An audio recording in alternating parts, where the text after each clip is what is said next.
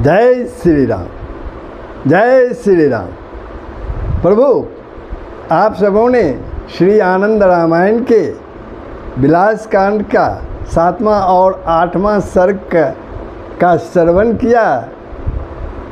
उसमें जो प्रसंग था वह था वेद व्यास जी का चैत्र मास में सरजू स्नान के लिए अयोध्या आगमन। श्री राम द्वारा व्यास जी से अपनी 3 प्रतिज्ञाओं का वर्णन, देवांगनाओं का भी श्री राम के दर्शन के लिए आना, श्री राम द्वारा उन्हें कृष्णा अवतार में गोपी रूप में जन्म लेने का वर देना, सत्यभामा, सत्राजित तथा अक्रूर के पूर्व जन्म की कथा में गुणवती का आख्यान, श्री राम द्वारा पिंगला को कृष्णावतार में कुब्जा के रूप में जन्म लेने का वर प्रदान करना, ये प्रसंग आप लोगों ने सुना था। अब प्रभु हम लोग श्री आनंद रामायण के विलास कांड के 9वें सर्ग में प्रवेश कर रहे हैं। उस सर्ग का आप प्रसंग सुनेंगे, लेकिन प्रसंग प्रारंभ हो प्रभु तो आप लोगों से नम्र निवेदन है कि आप YouTube channel Sanatan Darshan with Dinesh को सब्सक्राइब कर देंगे, बेल आइकन को दबा देंगे, कमेंट करेंगे, लाइक करेंगे, शेयर करेंगे। जय श्री हरि। तो प्रसंग प्रारंभ हो रहा है। आप लोग इस प्रसंग में जो प्रसंग है उसमें है सूर्य ग्रहण के अवसर पर श्री राम का कुरुक्षेत्र तीर्थ में गमन, अगस्त पत्नी लोपामुद्रा तथा सीता जी का संवाद, श्री राम राज्य का वर्णन, विलास कांड का महामात्यम। ये प्रसंग आप लोग श्रवण करें, ध्यानपूर्वक श्रवण करें। एक बार की बात है, सूर्य ग्रहण के अवसर पर प्रभु श्री राम सीता एवं लक्ष्मण आदि सभी बंधुओं को साथ लेकर पुष्पक विमान पर आरूढ़ होकर कुरुक्षेत्र तीर्थ में गए। प्रभु श्री राम सूर्य ग्रहण के अवसर में कुरुक्षेत्र तीर्थ में अपने बंधु बांधवों, सीता जी और अपने भाई बांधवों के साथ गए।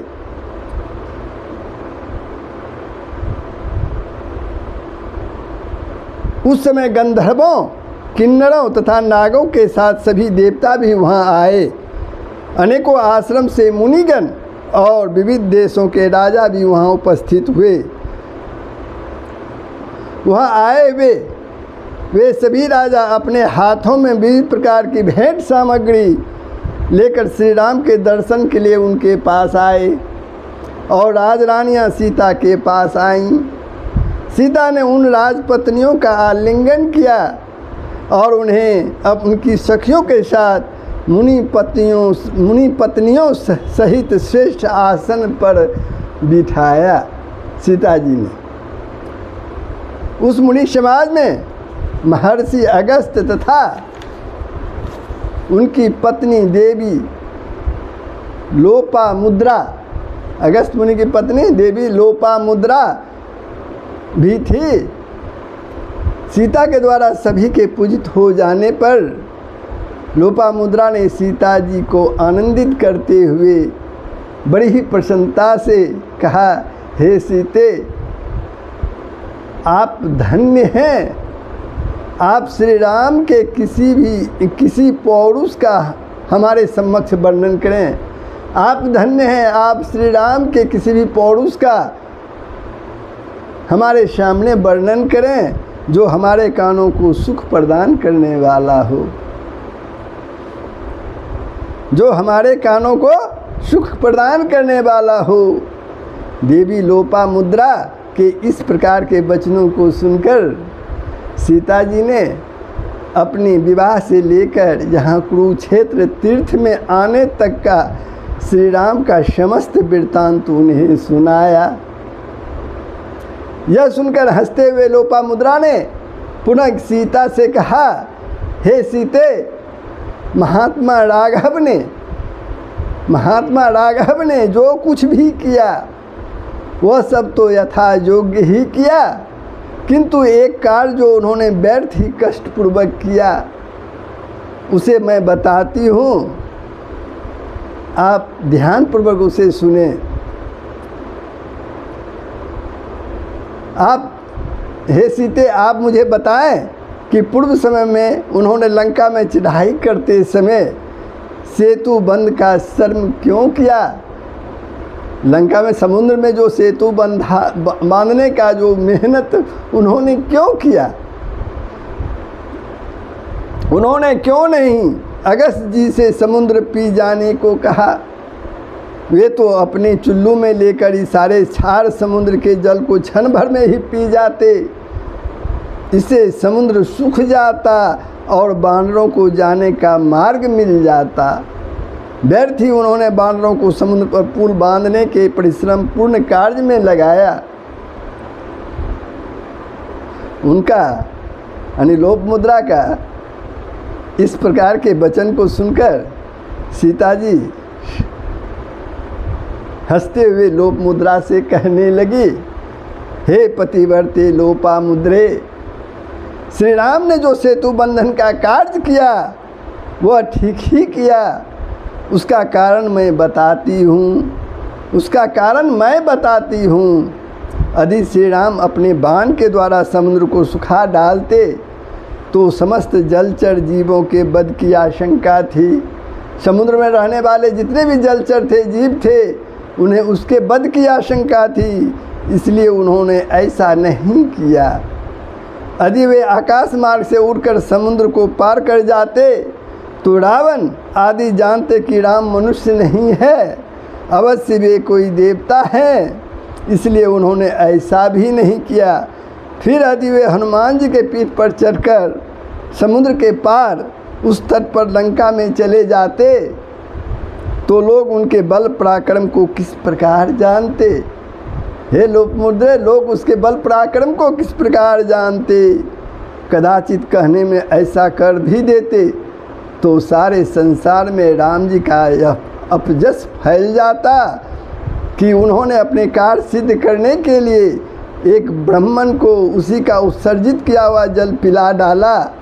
इसी कारण धर्मात्मा श्री राम ने मुनि अगस्त जी से क्षार समुद्र का पान करने के लिए नहीं कहा।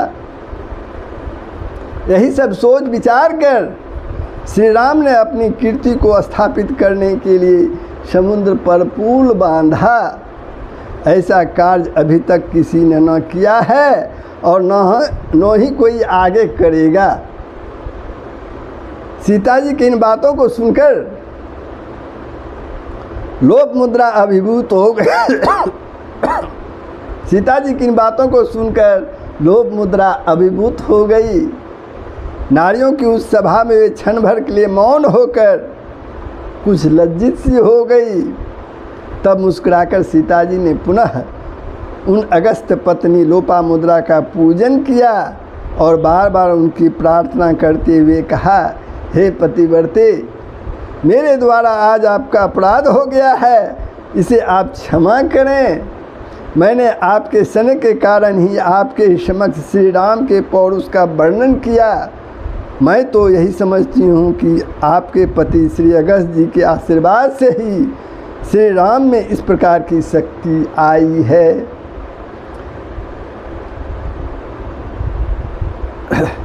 उसके बाद सीता रघुत्तम श्री राम के समीप चली आई। तब श्री राम ने भी राजाओं के द्वारा सम्मानित होकर सीता जी को साथ लेकर गरुड़ पर विराजमान होकर अपनी नगरी अयोध्या के लिए प्रस्थान किया। अपनी नगरी अयोध्या के लिए प्रस्थान किया।